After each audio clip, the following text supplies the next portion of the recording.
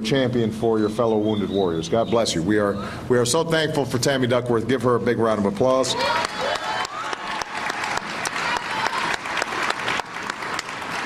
I was proud to kick off this soldier ride 2 years ago. I'm just as thrilled to be kicking it off today.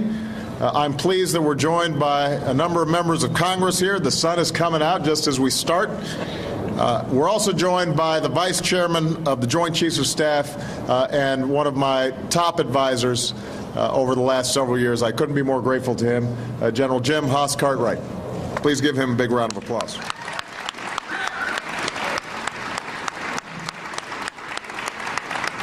Now, this is one of the most inspiring events that we do at the White House. We're joined by folks from every service. We've got Army, we've got some Navy folks. We've got Air Force. You know we've got some Marines. And we've got some Coast Guard. And just as importantly, we are joined by those who serve and sacrifice alongside you, and that is all our outstanding military families.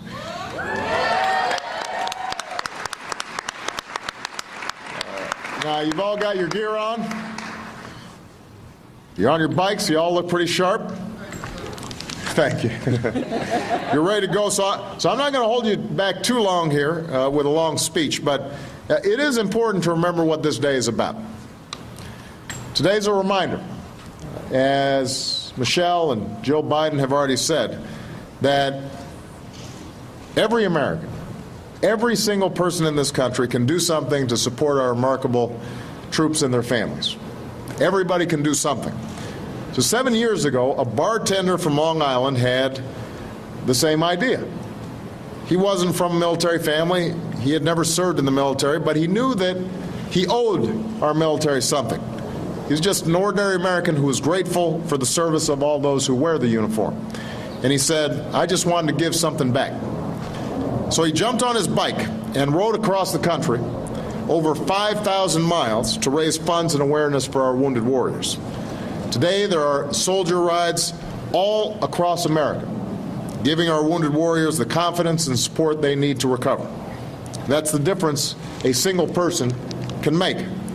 Today, we want to thank Chris Carney and everyone from the Wounded Warrior Project for reminding us of our obligations to each other as Americans. Give them a big round of applause.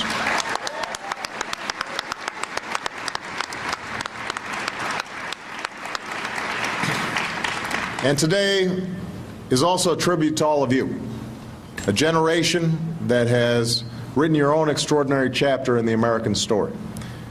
Our nation has been at war now for nearly 10 years. Tour after tour, year after year, you've done your duty.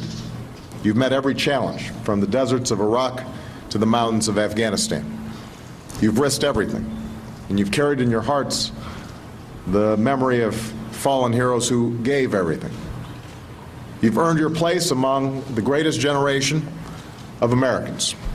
And we saw that again this past weekend when, thanks to the courage and precision of our forces, the terrorists who started this war and who took so many innocent lives learned that America does not forget. America will ensure that justice is done.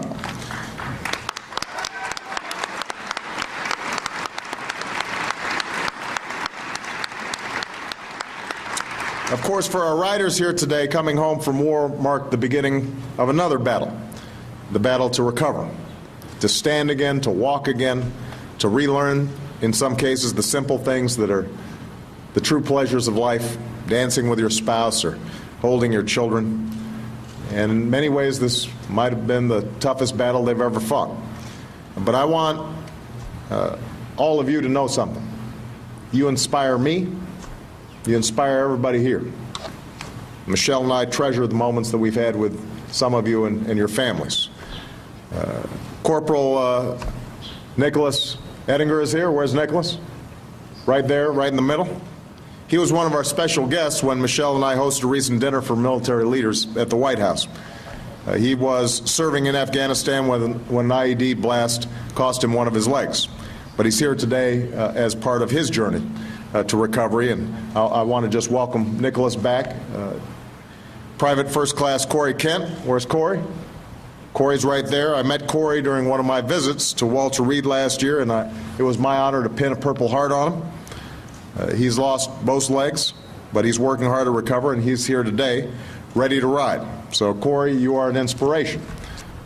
Ted Wade is here. Ted, where are you? Right there. After sustaining multiple injuries in Iraq, Ted's doctors did not think he would survive, but he persevered. He pulled through. And I was honored that Ted and his wife Sarah joined us last year when I signed legislation for veterans and caregivers.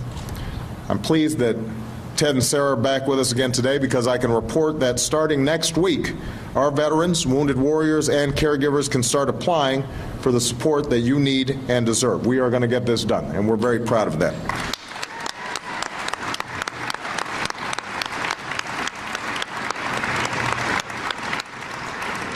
As Sarah once said of Ted, just like he needed a team in the military to accomplish the mission, he needs a team at home for the longer war.